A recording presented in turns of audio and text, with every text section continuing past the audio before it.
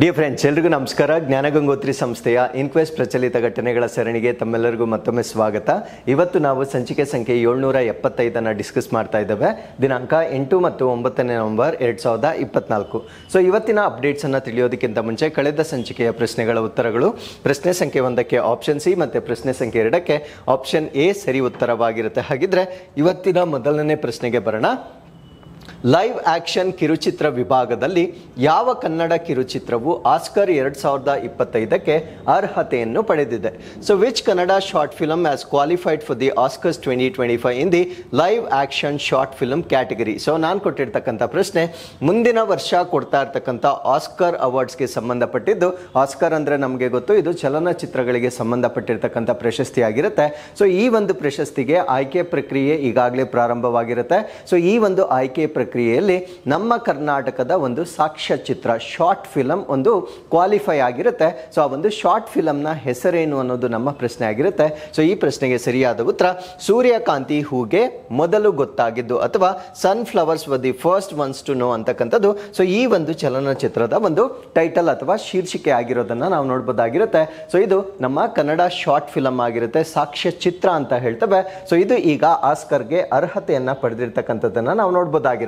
So ಚಲನಚಿತ್ರದ ಹೆಸರನ್ನ ಸಾಕ್ಷ್ಯಚಿತ್ರದ ಹೆಸರನ್ನ ನೆನ್ಪಿಟ್ಕೊಳ್ಳಿ. ಸೊ ಇದನ್ನ ನಾವು sunflowers were the first ones to know ಅಥವಾ ಸೂರ್ಯಕಾಂತಿ ಹೂಗೆ ಮೊದಲು ಗೊತ್ತಾಗಿದ್ದು ಅಂತಕ್ಕಂಥದ್ದು ಇದರ ಒಂದು ಶೀರ್ಷಿಕೆ ಅಥವಾ ಟೈಟಲ್ ಆಗಿರುತ್ತೆ. ಸೊ ಯಾವ ಕ್ಯಾಟಗರಿಯಲ್ಲಿ ಇದು ಶಾರ್ಟ್ ಲಿಸ್ಟ್ ಆಗಿರುತ್ತೆ ಅಂದ್ರೆ ಲೈವ್ ಆಕ್ಷನ್ ಶಾರ್ಟ್ ಫಿಲಮ್ ಅಥವಾ ಲೈವ್ ಆಕ್ಷನ್ ಕಿರುಚಿತ್ರದ ವಿಭಾಗದಲ್ಲಿ ಇದು ಕ್ವಾಲಿಫೈ ಆಗಿರ್ತಕ್ಕಂಥದ್ದನ್ನ ನಾವು ನೋಡ್ಬೋದಾಗಿರುತ್ತೆ. ಸೊ ಈ ಒಂದು ಫಿಲ್ಮ್ ಅನ್ನ ಡೈರೆಕ್ಟ್ ಮಾಡಿರ್ತಕ್ಕಂಥವ್ರು ಚಿದಾನಂದ ಎಸ್ ನಾಯಕರವರು ಡೈರೆಕ್ಟ್ ಮಾಡಿರ್ತಕ್ಕಂಥ ಒಂದು ಸಾಕ್ಷ್ಯಚಿತ್ರ ಇದಾಗಿರುತ್ತೆ.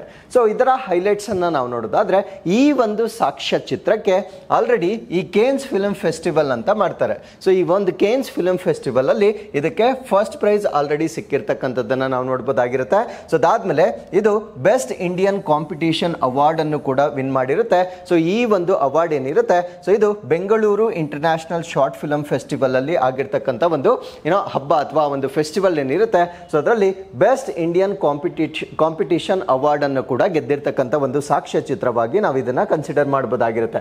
ಹಾಗಿದ್ರೆ what you mean by Oscars? Oscars ಅಂದ್ರೆ ಸೊ ಇದಕ್ಕೆ ಇನ್ನೊಂದು ಹೆಸರು ಕೂಡ ಇದೆ, ಇದನ್ನ ನಾವು ಅಕಾಡೆಮಿ ಅವಾರ್ಡ್ಸ್ ಅಂತ ಕೂಡ ಕರೀತೇವೆ. ಸೊ ಇದು ಆರ್ಟಿಸ್ಟಿಕ್ ಮತ್ತೆ technical merit in the film industry ಅಂದ್ರೆ ಈ ಒಂದು ಚಲನಚಿತ್ರೋದ್ಯಮದಲ್ಲಿ ಕಲಾತ್ಮಕ ಮತ್ತು ತಾಂತ್ರಿಕ ಅರ್ಹತೆಯ ಪ್ರಶಸ್ತಿಗಳಲ್ಲಿ ಒಂದು ಭಾಗವಾಗಿ ನಾವು ಇದನ್ನ ಕನ್ಸಿಡರ್ ಮಾಡಬಹುದಾಗಿರುತ್ತೆ. ಸೊ ಇದನ್ನ ಈ ಒಂದು ಫಿಲ್ಮ್ ಇಂಡಸ್ಟ್ರಿಯಲ್ಲಿಯೇ ಮೋಸ್ಟ್ ಪ್ರೆಸ್ಟಿಜಿಯಸ್ ಅವಾರ್ಡ್ ಅಂತ ನಾವು ಕನ್ಸಿಡರ್ ಮಾಡಬಹುದಾಗಿರುತ್ತೆ. ಸೊ ಅತ್ಯಂತ ಗೌರವಾನ್ವಿತವಾಗಿರ್ತಕ್ಕಂಥ ಒಂದು ಪ್ರಶಸ್ತಿ ಅಂತ ನಾವು ಇದನ್ನ ಕನ್ಸಿಡರ್ ಮಾಡಬಹುದಾಗಿರುತ್ತೆ. ಸೊ ಈ ಒಂದು ಸಾಕ್ಷ್ಯಚಿತ್ರ ಏನು ಕ್ವಾಲಿಫೈ ಆಗಿದೆ, ಸೊ ಅದು 97th ಅಕಾಡೆಮಿ ಅವಾರ್ಡ್ಸ್ಗೆ ಕ್ವಾಲಿಫೈ ಆಗಿರ್ತಕ್ಕಂಥದ್ದು. ಸೊ ಅದನ್ನ ನೀಡ್ತಕ್ಕಂಥ ವರ್ಷ 2025ರಲ್ಲಿ ನೀಡ್ತಕ್ಕಂಥದ್ದನ್ನ ನಾವು ನೋಡ್ಬೋದಾಗಿರುತ್ತೆ. ಸೊ ವೇರಿಯಸ್ ಕ್ಯಾಟಗರೀಸ್ ಅಲ್ಲಿ ಅವಾರ್ಡ್ಗಳನ್ನ ಕೊಡ್ತಾರೆ. Best actor, best actress, best film. So ಈ ರೀತಿ ವೇರಿಯಸ್ ಕ್ಯಾಟಗರೀಸ್ಗಳಲ್ಲಿ ಅವಾರ್ಡ್ಗಳನ್ನ ಕೊಡ್ತಕ್ಕಂಥದ್ದನ್ನ ನಾವು ನೋಡ್ಬೋದಾಗಿರುತ್ತೆ. ಸೊ ಯೂಶಲಿ 2025ರಲ್ಲಿ ಅವಾರ್ಡ್ಗಳನ್ನ ಕೊಡ್ತಾ ಇದ್ದಾರೆ ಅಂದ್ರೆ ಸೊ ಅವರು ಪ್ರೀವಿಯಸ್ ಇಯರ್ ಅಲ್ಲಿ ರಿಲೀಸ್ ಆಗಿರ್ತಕ್ಕಂಥ ಚಿತ್ರಗಳು ಕನ್ಸಿಡರ್ ಮಾಡ್ತಾರೆ. So I mean to say 2024ರಲ್ಲಿ ರಿಲೀಸ್ ಆಗಿರ್ತಕ್ಕಂಥ ಚಿತ್ರಗಳಿಗೆ ಸೊ 2025ರಲ್ಲಿ ಈ ಒಂದು ಅವಾರ್ಡ್ಸ್ ಅನ್ನ ಕೊಡ್ತಕ್ಕಂಥದ್ದನ್ನ ನಾವು ನೋಡಬಹುದಾಗಿರುತ್ತೆ. ಹಾಗಿದ್ರೆ ಸೊ ಯಾರು ಇವರನ್ನ ಆಯ್ಕೆ ಮಾಡ್ತಾರೆ ಅಂತ ನಾವು ನೋಡೋದಾದ್ರೆ it involves members of the academy of motion picture arts and sciences. So ಅವರು ಈ ಒಂದು ನಾಮಿನೇಟ್ ಮಾಡಿ ವೋಟ್ ಮಾಡ್ತಕ್ಕಂಥದ್ದನ್ನ ನಾವು ನೋಡಬಹುದಾಗಿರುತ್ತೆ. Academy of motion pictures arts and science ಸದಸ್ಯರು ಸೊ ಇದನ್ನ ನಾಮನಿರ್ದೇಶನ ಮಾಡಿ ಸೊ ಅದಕ್ಕೆ ಮತ ಚಲಾಯಿಸುವ ಮುಖಾಂತರ ಸೊ ಈ ಒಂದು ಶಾರ್ಟ್ ಲಿಸ್ಟ್ ಅನ್ನ ಮಾಡ್ತಕ್ಕಂಥದ್ದನ್ನ ನಾವಿಲ್ಲಿ ಗಮನಿಸಬಹುದಾಗಿರುತ್ತೆ. ಸೊ ಇಷ್ಟು ಈ ಒಂದು ಸಾಕ್ಷ್ಯಚಿತ್ರಕ್ಕೆ ಸಂಬಂಧಪಟ್ಟಂತೆ ನಮಗೆ ಗೊತ್ತಿರಬೇಕಾಗಿರುತ್ತೆ. So with this let's get in to question number 2. Megalithic ಕಾಲದ 6 ಅಡಿ ಎತ್ತರದ ಮಿನ್ಹೀರ್ ಅನ್ನು ಇತ್ತೀಚೆಗೆ ಎಲ್ಲಿ ಪತ್ತೆ ಹಚ್ಚಲಾಯಿತು? So where was the 6 foot tall menhir from the megalithic period discovered recently? So ಈ ಪ್ರಶ್ನೆಗೆ ಸರಿಯಾದ ಉತ್ತರ ಹಂಪಿಯಲ್ಲಿ ಈ ಒಂದು ಮೆಗಾಲಿಥಿಕ್ ಸ್ಟೋನ್ ಅನ್ನ ಡಿಸ್ಕವರ್ ಮಾಡಿರ್ತಕ್ಕಂಥದ್ದನ್ನ ನಾವು ನೋಡಬಹುದಾಗಿರುತ್ತೆ. ಸೊ ಈ ಒಂದು ಮಿನ್ಹೀರ್ ಅಂತ ಕರಿತೇವೆ. ಈ ತರ ಲಾಂಗ್ ಸ್ಟ್ಯಾಂಡಿಂಗ್ ಅಥವಾ ಎರೆಕ್ಟ್ ಆಗಿದ್ರೆ ಆ ಒಂದು ಸ್ಟೋನ್ ಅನ್ನ ನಾವು ಮಿನ್ಹೀರ್ ಅಂತ ಕರಿತೇವೆ. ಸೊ ಈ ಒಂದು ಮೆಗಾಲಿಥಿಕ್ ಪೀರಿಯಡ್ ಅಲ್ಲಿ ದೊರೆಯತಕ್ಕಂಥ ಈ ಒಂದು ಸ್ಟೋನ್ ಸ್ಟ್ರಕ್ಚರ್ಸ್ ಏನಿರ್ತವೆ ಸೊ ಅದರಲ್ಲಿ ಬೇರೆ ಬೇರೆ ರೀತಿಯ ಟೈಪ್ಸ್ ಇರ್ತವೆ, ಅದನ್ನು ನಾನು ಮುಂದೆ ಎಕ್ಸ್ಪ್ಲೇನ್ ಮಾಡ್ತೇನೆ. ಬಟ್ ಈಗ ಸಿಕ್ಕಿರ್ತಕ್ಕಂಥದ್ದು ಹಂಪಿಯಲ್ಲಿ, ಸೊ ಇದನ್ನು ಮಿನ್ಹೀರ್ ಅಂತ ಹೇಳ್ತೇವೆ. ಸೊ ಉಳಿದ ಎಲ್ಲ ರೀತಿಯ ಸ್ಟೋನ್ಗಳನ್ನು ನಾವು ಮುಂದೆ ಡಿಸ್ಕಸ್ ಮಾಡ್ತಾ ಬರೋಣ. ಸೊ ಇದು ದೊರೆತಿರ್ತಕ್ಕಂಥ ಪ್ರದೇಶ ಉಡುಪಿ ಕರ್ನಾಟಕದಲ್ಲಿ ಸಿಕ್ಕಿರುತ್ತೆ. ಸೊ ಇದರ ಒಟ್ಟು ಉದ್ದ 6 ಫೂಟ್ ಟಾಲ್ ಇರ್ತಕ್ಕಂಥ ಒಂದು ಮಿನ್ಹೀರ್ ಆಗಿರುತ್ತೆ. ಸೊ ಇದು ಮೆಗಾಲಿಥಿಕ್ ಪೀರಿಯಡ್ಗೆ ಸಂಬಂಧಪಟ್ಟಿರ್ತಕ್ಕಂಥ ಒಂದು ಸ್ಟೋನ್ ಆಗಿ ಇಲ್ಲಿ ಪತ್ತೆ ಹಚ್ಚಲಾಗಿರುತ್ತೆ. ಸೊ ಲೋಕಲಿ ಇದಕ್ಕೆ ಏನಂತ ನಾಮಕರಣ ಮಾಡಿರ್ತಾರೆ ಅಂದ್ರೆ, ಸೊ ಇದನ್ನ ಗಡಿಗಲ್ಲು ಅಂತ ಕರೀತಕ್ಕಂಥದ್ದನ್ನು ನಾವಿಲ್ಲಿ ನೋಡ್ಬೋದಾಗಿರುತ್ತೆ. ಸ್ಥಳೀಯವಾಗಿ ಅದನ್ನು ಗಡಿಗಲ್ಲು ಅಂತ ಕರೀತಾರೆ. ಹಾಗಿದ್ರೆ ಹಂಪಿಯಲ್ಲಿ ಎಕ್ಸಾಕ್ಟ್ಲಿ ಇದು ಎಲ್ಲಿ ಸಿಕ್ಕಿದೆ ಅಂತ ನಾವು ನೋಡೋದಾದ್ರೆ, ಬಜೆ dam of Suvarna river. So ಅಲ್ಲಿರ್ತಕ್ಕಂಥ ಒಂದು ನದಿ, ಅದನ್ನು ನಾವು ಸುವರ್ಣ ನದಿ ಅಂತ ಹೇಳ್ತೇವೆ. ಸೊ ಅಲ್ಲಿ ಒಂದು ಅಣೆಕಟ್ಟಿರುತ್ತೆ, ಆ ಒಂದು ಅಣೆಕಟ್ಟನ್ನು ನಾವು ಬಜೆ ಅಣೆಕಟ್ಟು ಅಂತ ಹೇಳ್ತೇವೆ. ಸೊ ಈ ಒಂದು ಭಾಗದಲ್ಲಿ ಸಿಕ್ಕಿರ್ತಕ್ಕಂಥ ಒಂದು ಸ್ಟೋನ್ ಆಗಿರುತ್ತೆ. ಸೊ ಇದು ಸರಿಸುಮಾರು 2000 ಇಯರ್ಸ್ ಓಲ್ಡ್, ಅಂದ್ರೆ 2000 ಹಳೆಯದಾಗಿರ್ತಕ್ಕಂಥ ಒಂದು ಸ್ಟೋನ್ ಇದಾಗಿರುತ್ತೆ. ಸೊ ಮೆಗಾಲಿಥಿಕ್ ಪೀರಿಯಡ್ ಬಗ್ಗೆ ನಾವು ಡಿಸ್ಕಸ್ ಮಾಡೋದಾದ್ರೆ, ಸೊ ಮೆಗಾಲಿಥಿಕ್ ಅಂದ್ರೆ ಏನು? So this is the time when large stone structures known as megaliths were constructed. ಅಂದ್ರೆ ಯಾವ ಒಂದು ಅವಧಿಯಲ್ಲಿ ದೊಡ್ಡ ದೊಡ್ಡ ಕಲ್ಲಿನ ರೀತಿಯ ರಚನೆಗಳನ್ನ ಮಾಡ್ತಾ ಇದ್ರು, ಸೊ ಆ ಒಂದು ಯುಗವನ್ನ ನಾವೇನಂತ ಕರಿತೀವಿ ಅಂದ್ರೆ ಮೆಗಾಲಿಥಿಕ್ ಅವಧಿ ಅಂತ ಕರಿತೇವೆ. ಸೊ ಈ ಒಂದು ಅವಧಿ ಸರಿಸುಮಾರು 2500 BC ಇಂದ 200 AD ವರೆಗೂ ಇದ್ದಿದ್ದನ್ನ ನಾವು ಈ ಒಂದು ಮೆಗಾಲಿಥಿಕ್ ಪೀರಿಯಡ್ ಅಂತ ಕರಿತೇವೆ. ಸೊ ಮೆಗಾಲಿಥ್ ಅಂದ್ರೆ ಏನು? ಮೆಗಾ ಅಂದ್ರೆ ನಮ್ಗೆ ಗೊತ್ತು. ಸೊ ಈ ಒಂದು ಪದವನ್ನ ಏನ್ಷಿಯಂಟ್ ಗ್ರೀಕ್ ಇಂದ ತೆಗೆದುಕೊಂಡಿರ್ತಕ್ಕಂಥ ಪದವಾಗಿರುತ್ತೆ. ಸೊ ಮೆಗಾ ಅಂದ್ರೆ ಗ್ರೇಟ್ ಅಥವಾ ಬಿಗ್ ಅಥವಾ ತುಂಬಾ ಬೃಹತ್ ಆಗಿದ್ದು ಅಂತಕ್ಕಂಥದ್ದು ಅರ್ಥವಾಗಿರುತ್ತೆ. ಸೊ ಲಿಥೋಸ್ ಅಂದ್ರೆ ಸ್ಟೋನ್. ನೀವು ಲಿಥೋಸ್ಪಿಯರ್ ಅಂತ ಕೇಳಿರ್ತೀರಾ, ಶಿಲಾಗೋಳ ಅಂತ ಹೇಳ್ತೇವೆ. ಸೊ ಅದೇ ರೀತಿ ಲಿಥೋಸ್ ಅಂದ್ರೆ ಸ್ಟೋನ್ ಅಂತಕ್ಕಂಥದ್ದು ಅರ್ಥವಾಗಿರುತ್ತೆ. ಸೊ ಯಾವ ಯುಗದಲ್ಲಿ ಈ ಒಂದು ಗ್ರೇಟ್ ಸ್ಟೋನ್ಸ್ ಇರುತ್ತೆ, ಅಂದ್ರೆ ಬೃಹತ್ ಆಗಿರ್ತಕ್ಕಂಥ ಕಲ್ಲಿನ ರಚನೆಗಳಿರ್ತವೆ, ಸೊ ಆ ಒಂದು ಯುಗವನ್ನ ನಾವು ಮೆಗಾಲಿಥಿಕ್ ಅಂತ ಕರೀತಕ್ಕಂಥದ್ದನ್ನ ನಾವು ನೋಡಬಹುದಾಗಿರುತ್ತೆ. So they are large stones use to construct monuments or structures. ಅಂದ್ರೆ ಕೆಲವೊಂದು ಸ್ಮಾರಕಗಳನ್ನ ಅಥವಾ ಕೆಲವೊಂದು ರಚನೆಗಳನ್ನ ನಿರ್ಮಾಣ ಮಾಡಲಿಕ್ಕೆ ಸೊ ಈ ರೀತಿಯ ಮೆಗಾಲಿಥಿಕ್ ಸ್ಟ್ರಕ್ಚರ್ಸ್ ಗಳನ್ನ ಬಳಕೆ ಮಾಡಲಾಗ್ತಾ ಇತ್ತು. ಸೊ ಮೆಗಾಲಿಥಿಕ್ಸ್ ನಲ್ಲಿ ಡಿಫ್ರೆಂಟ್ ಟೈಪ್ಸ್ ಗಳನ್ನ ನಾವು ನೋಡಬಹುದಾಗಿರುತ್ತೆ. ಸೊ ಇದರಲ್ಲಿ ಮೊದಲನೇದನ್ನ ನಾವು ಮಿನ್ಹೀರ್ಸ್ ಅಂತ ಕರಿತೇವೆ. ಸೊ ಇದನ್ನೇ ನಾವು ಇವತ್ತು ಹಂಪಿಯಲ್ಲಿ ಸಿಕ್ಕಿರ್ತಕ್ಕಂಥದ್ದನ್ನ ಡಿಸ್ಕಸ್ ಮಾಡಿರ್ತಕ್ಕಂಥದ್ದು. ಇದೊಂದು ಸಿಂಗಲ್ ಸ್ಟೋನ್ ಆಗಿರುತ್ತೆ, ಅಂದ್ರೆ ಒಂದೇ ಒಂದು ದೊಡ್ಡ ಕಲ್ಲನ್ನ ನಿರ್ಮಾಣ ಮಾಡಿರ್ತಾರೆ. ಸೊ ಆ ರೀತಿಯ ಈ ಒಂದು ಮಿನ್ಹೀರ್ಗಳನ್ನ ನಾವು ಹೆಚ್ಚಾಗಿ ಯುರೋಪ್ ನಲ್ಲಿ ಹೆಚ್ಚಾಗಿ ಈ ರೀತಿಯ ರಚನೆಗಳನ್ನ ನಾವು ನೋಡಬಹುದಾಗಿರುತ್ತೆ. ಸೊ ಎರಡನೇ ಟೈಪ್ ಅನ್ನ ನಾವು ಡೋಲ್ಮೆನ್ಸ್ ಅಂತ ಕರಿತೇವೆ. ಸೊ ಡೋಲ್ಮೆನ್ಸ್ ನ ಚಿತ್ರವನ್ನ ಇಲ್ಲಿ ನೋಡಬಹುದಾಗಿರುತ್ತೆ. ಸೊ ಇಲ್ಲಿ ವರ್ಟಿಕಲ್ ಸ್ಟೋನ್ಸ್ ಅನ್ನ ನಾವು ನೋಡಬಹುದಾಗಿರುತ್ತೆ, ಅಂದ್ರೆ ಲಂಬಾಕಾರದ ಸ್ಟೋನ್ಗಳು ಇರುತ್ತೆ. ಸೊ ಅದರ ಮೇಲೆ ಈ ಒಂದು ಹಾರಿಜಾಂಟಲ್ ಆಗಿ ಒಂದು ಸ್ಟೋನ್ ಅನ್ನ ಬಿಲ್ಡ್ ಮಾಡ್ತಾರೆ. ಸೊ ಈ ರೀತಿಯ ರಚನೆಯನ್ನ ನಾವೇನಂತ ಕರಿತೀವಿ ಅಂದ್ರೆ ಡಾಲ್ಮೆನ್ಸ್ ಅಂತ ಕರೀತಕ್ಕಂಥದ್ದನ್ನ ನಾವು ನೋಡಬಹುದಾಗಿರುತ್ತೆ. ಸೊ ಮೂರನೇದನ್ನ ನಾವು ಕೇನ್ಸ್ ಅಂತ ಕರಿತೇವೆ. ಕೇನ್ಸ್ ಅಂದ್ರೆ ಚಿಕ್ಕ ಚಿಕ್ಕ ಸ್ಟೋನ್ಗಳನ್ನ ಈ ರೀತಿ ಜೋಡಿಸ್ಕೊಂಡೋಗಿ ಒಂದು ದೊಡ್ಡದಾಗಿರ್ತಕ್ಕಂಥ ರಚನೆ ಮಾಡ್ತಾರೆ. ಸೊ ಈ ರೀತಿಯ ರಚನೆಯನ್ನ ನಾವೇನಂತ ಕರಿತೀವಿ ಅಂದ್ರೆ ಕೇನ್ಸ್ ಅಂತ ಕರಿತೇವೆ. ಸೊ ಇದನ್ನ ಸಾಮಾನ್ಯವಾಗಿ ಬರಿಯಲ್ ಮಾನ್ಯುಮೆಂಟ್ಸ್ ಅಥವಾ ಲ್ಯಾಂಡ್ ಮಾರ್ಕ್ಸ್ ಅನ್ನ ಮಾಡ್ಲಿಕ್ಕೆ ಬಳಸ್ತಾ ಇದ್ರು, ಅಥವಾ ಸಮಾಧಿ ಸ್ಮಾರಕಗಳು ಅಥವಾ ಹೆಗ್ಗುರುತುಗಳಾಗಿ ಬಳಸ್ತಾ ಇರ್ತಕ್ಕಂಥ ಒಂದು ಸ್ಟೋನ್ ಸ್ಟ್ರಕ್ಚರ್ ಆಗಿರುತ್ತೆ. ಸೊ ನಾಲ್ಕನೇದನ್ನ ನಾವು ಕ್ರೋಮ್ಲೆಕ್ಸ್ ಅಂತ ಕರಿತೇವೆ. ಕ್ರೋಮ್ಲೆಕ್ಸ್ ಅಂತಕ್ಕಂಥದ್ದು ಸರ್ಕ್ಯುಲರ್ ಅರೇಂಜ್ಮೆಂಟ್ ಆಗಿರುತ್ತೆ, ಅಂದ್ರೆ ವೃತ್ತಾಕಾರವಾಗಿ ಕಲ್ಲುಗಳನ್ನ ಜೋಡಿಸ್ತಕ್ಕಂಥದ್ದು. ಇಲ್ಲಿ ನೋಡಬಹುದಾಗಿರುತ್ತೆ, ಸ್ಟೋನ್ಗಳನ್ನ ಇಲ್ಲಿ ವೃತ್ತಾಕಾರದಲ್ಲಿ ಜೋಡಿಸಲಾಗಿರುತ್ತೆ. ಆ ರೀತಿ ವೃತ್ತಾಕಾರದಲ್ಲಿ ಜೋಡಿಸಿರ್ತಕ್ಕಂಥ ಕಲ್ಲುಗಳನ್ನ ನಾವೇನಂತ ಕರಿತೀವಿ ಅಂದ್ರೆ ಕ್ರೋಮ್ಲೆಕ್ಗಳು ಅಂತ ಕರಿತೇವೆ. ಸೊ ಈ ರೀತಿ 4 ರೀತಿಯ ಒಂದು ರಚನೆಗಳನ್ನ ನಾವು ಮೆಗಾಲಿಥಿಕ್ ಕಾಲದಲ್ಲಿ ನೋಡಬಹುದಾಗಿರುತ್ತೆ. ಸಾಮಾನ್ಯವಾಗಿ ಈ ಒಂದು ಮೆಗಾಲಿಥಿಕ್ ಅಲ್ಲಿ ರಚನೆ ಆಗಿರ್ತಕ್ಕಂಥ ಸ್ಟೋನ್ ಸ್ಟ್ರಕ್ಚರ್ಸ್ ಏನಿರ್ತವೆ, ಸೊ ಅವು ಎಲ್ಲಿ ಸಾಮಾನ್ಯವಾಗಿ ಕಂಡು ಬರುತ್ತೆ ಅಂತ ನಾವು ನೋಡೋದಾದ್ರೆ, so we can see dum in the Europe, ಅದಾದ್ಮೇಲೆ ಏಷ್ಯಾ, ಆಫ್ರಿಕಾ ಮತ್ತೆ ಅಮೆರಿಕಾದಲ್ಲಿ ಹೆಚ್ಚಾಗಿ ನಾವು ಇವುಗಳನ್ನ ನೋಡಬಹುದಾಗಿರುತ್ತೆ. ಏನಕ್ಕೋಸ್ಕರ ಈ ಒಂದು ಮೆಗಾಲಿಥಿಕ್ ಸ್ಟ್ರಕ್ಚರ್ ಗಳನ್ನ ಅವರು ಡೆವಲಪ್ ಮಾಡ್ತಾ ಇದ್ರು ಅಂತ ಹೇಳೋದಾದ್ರೆ, ಸೊ ಬರಿಯಲ್ ಸೈಟ್ಸ್ ಅಂದ್ರೆ ಆ ಒಂದು ಸಮಾಧಿ ಸ್ಥಳಗಳನ್ನ ನಿರ್ಮಾಣ ಮಾಡಲಿಕ್ಕೆ, ಕಮಾಮರೇಟಿವ್ ಮೆಮೋರಿಯಲ್ಸ್ ಅಂದ್ರೆ ಸ್ಮರಣಾರ್ಥಕವಾಗಿ ಕೆಲವೊಂದು ಸ್ಮಾರಕಗಳನ್ನ ನಿರ್ಮಾಣ ಮಾಡಲಿಕ್ಕೆ, ಸೊ ಅದಾದ್ಮೇಲೆ ಆಸ್ಟ್ರೋನಾಮಿಕಲ್ ಅಂದ್ರೆ ಖಗೋಳಶಾಸ್ತ್ರ, ಮತ್ತೆ ಸೊ ಈ ಒಂದು ರಿಚುವಲಿಸ್ಟಿಕ್ ಅಂದ್ರೆ ಕೆಲವೊಂದು ಧಾರ್ಮಿಕ ಉದ್ದೇಶಗಳಿಗಾಗಿ ಸೊ ಈ ಒಂದು ಮೆಗಾಲಿಥಿಕ್ ಸ್ಟ್ರಕ್ಚರ್ ಗಳನ್ನ ಡೆವಲಪ್ ಮಾಡಿರ್ತಕ್ಕಂಥದ್ದನ್ನ ನಾವು ಐತಿಹಾಸಿಕವಾಗಿ ನೋಡಬಹುದಾಗಿರುತ್ತೆ. So with this let's get into question number 3. Kannada ಸಾಹಿತ್ಯ ಕ್ಷೇತ್ರದಲ್ಲಿ ಅವರ ಗಮನಾರ್ಹ ಸೇವೆಗಾಗಿ 2022ರ ಕರ್ನಾಟಕ ಸಾಹಿತ್ಯ ಅಕಾಡೆಮಿ ಪ್ರಶಸ್ತಿಯನ್ನು ಯಾರು ಪಡೆದರು? ಹೂ ರಿಸೀವ್ಡ್ ಕರ್ನಾಟಕ ಸಾಹಿತ್ಯ academy award 2022 for there remarkable service in the field of Kannada literature. So Kannada ಸಾಹಿತ್ಯಕ್ಕೆ ಅವರು ಕೊಟ್ಟಿರ್ತಕ್ಕಂಥ ಕೊಡುಗೆಗಾಗಿ 2022 ಅನೌನ್ಸ್ ಆಗಿರೋದು ಈ ವರ್ಷ 2022ರ ಈ ಒಂದು ಪ್ರಶಸ್ತಿಗಳನ್ನ ಯಾರಿಗೆ ನೀಡಲಾಗಿದೆ ಅನ್ನೋದು ನಮ್ಮ ಪ್ರಶ್ನೆ ಪ್ರಶ್ನೆ ಆಗಿರುತ್ತೆ. ಈ ಪ್ರಶ್ನೆಗೆ ಸರಿಯಾದ ಉತ್ತರ RK ಹುಡ್ಗಿ, ಅಗ್ರಹಾರ ಕೃಷ್ಣಮೂರ್ತಿ, ರಂಜನ್ ದರ್ಗಾ. ಸೊ ಮೇಲಿನ ಎಲ್ಲರಿಗೂ ಈ ಒಂದು ಪ್ರಶಸ್ತಿಯನ್ನ ನೀಡಿರ್ತಕ್ಕಂಥದ್ದನ್ನ ನಾವು ನೋಡಬಹುದಾಗಿರುತ್ತೆ. ಸೊ ಈ ಒಂದು ಆರ್ಟಿಕಲ್ ಅಲ್ಲಿ ನಾವು ಈ ಒಂದು ಕರ್ನಾಟಕ ಸಾಹಿತ್ಯ ಅಕಾಡೆಮಿ ಅವಾರ್ಡ್ಸ್ ಗಳ ಬಗ್ಗೆ ಸಂಪೂರ್ಣ ಮಾಹಿತಿಯನ್ನ ಡಿಸ್ಕಸ್ ಮಾಡ್ತಾ ಬರೋಣ. ಸೊ ಇದು ಕರ್ನಾಟಕ ಸಾಹಿತ್ಯ ಅಕಾಡೆಮಿ ಆಗಿರುತ್ತೆ. So this was for the year 2022, 2022ನ ಸಾಲಿನ ಪ್ರಶಸ್ತಿಗಳನ್ನ ಈಗ ಅನೌನ್ಸ್ ಮಾಡಿರ್ತಾರೆ. ಸೊ ಯಾರಿಗೆ ಈ ಪ್ರಶಸ್ತಿಗಳನ್ನ ಕೊಡ್ತಾರೆ ಅಂದ್ರೆ outstanding contribution of several writers to Kannada literature, ನಮ್ಮ ಕನ್ನಡ ಸಾಹಿತ್ಯಕ್ಕಾಗಿ ಸೊ ಅತ್ಯುತ್ತಮ ಕೊಡುಗೆಯನ್ನ ನೀಡಿರ್ತಕ್ಕಂಥ ಬರಹಗಾರರಿಗಾಗಿ ಕೊಡ್ತಕ್ಕಂಥ ಒಂದು ಪ್ರಶಸ್ತಿಯಾಗಿ ನಾವು ಇದನ್ನ ಕನ್ಸಿಡರ್ ಮಾಡಬಹುದಾಗಿರುತ್ತೆ.